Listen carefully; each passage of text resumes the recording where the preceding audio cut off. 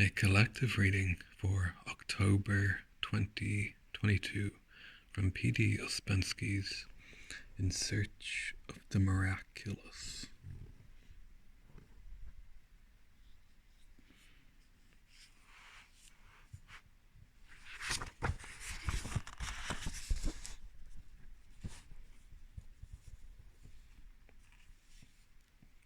In order to understand what the difference between states of consciousness is, let us return to the first state of consciousness, which is sleep.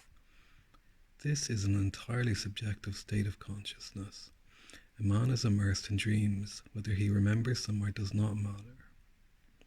Even if some real impressions reach him, such as sounds, voices, warmth, cold, the sensation of his own body, they arouse in him only fantastic subjective images.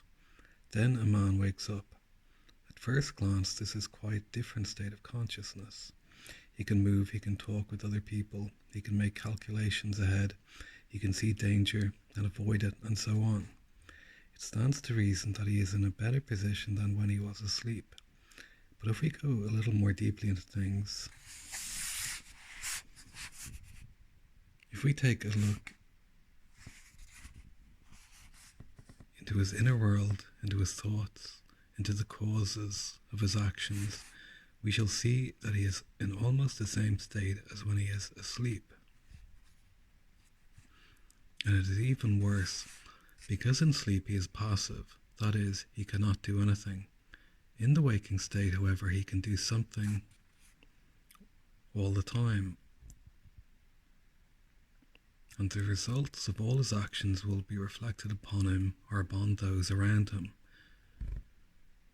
And yet he does not remember himself. He is a machine.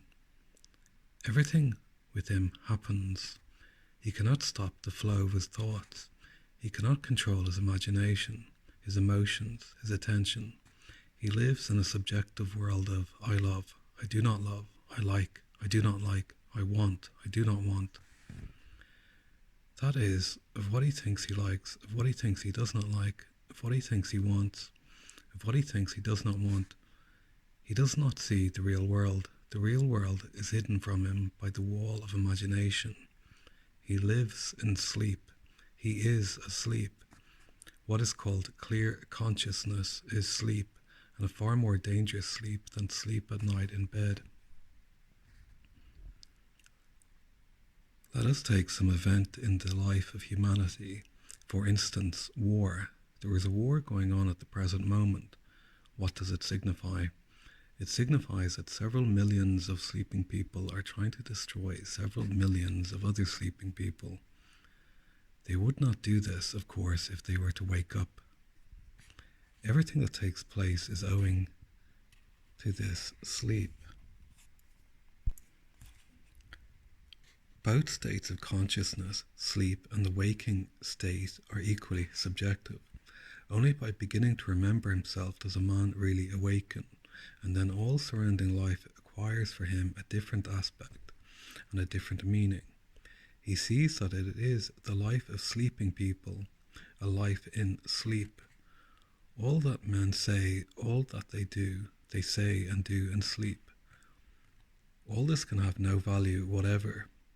Only awakening and what leads to awakening has a value in reality. How many times have I been asked here whether wars can be stopped? Certainly they can. For this it is only necessary that people should awaken.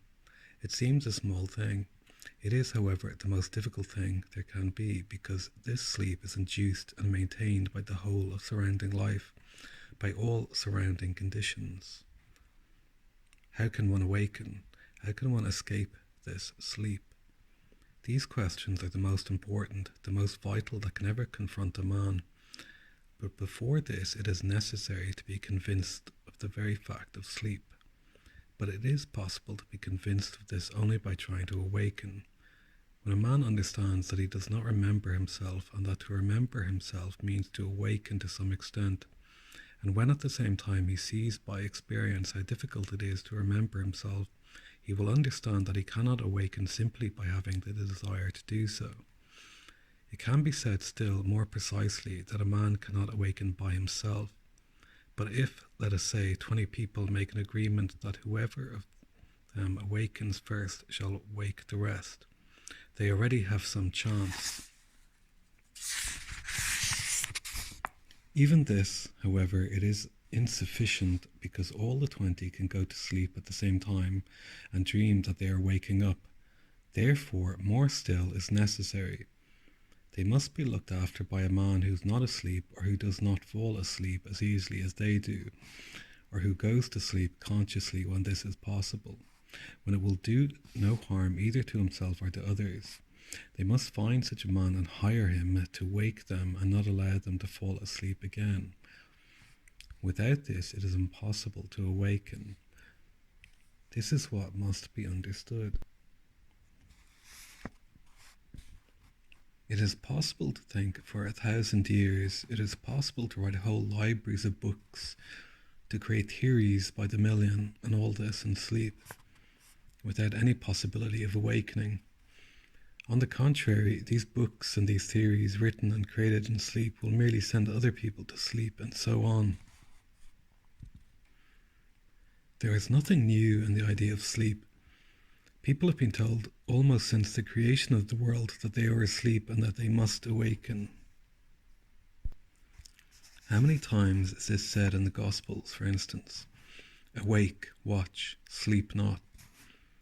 Christ's disciples even slept when he was praying in the Garden of Gethsemane for the last time.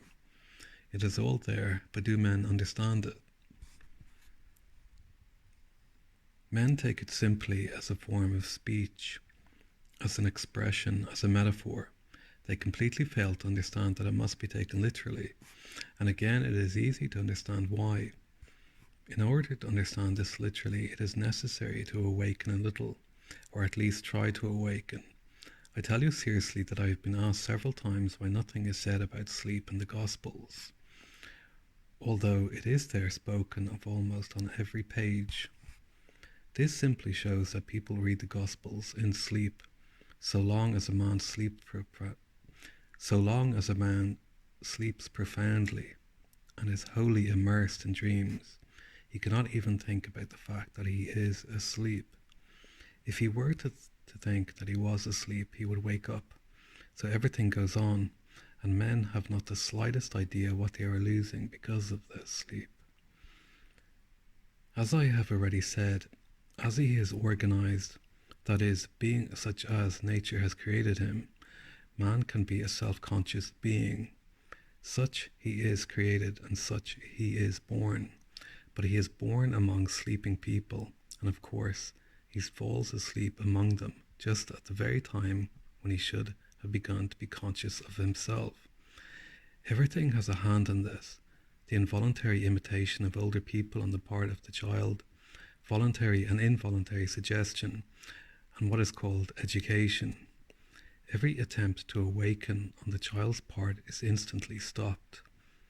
This is inevitable, and a great many efforts and a great deal of help are necessary in order to awaken later, when thousands of sleep-compelling habits have been accumulated.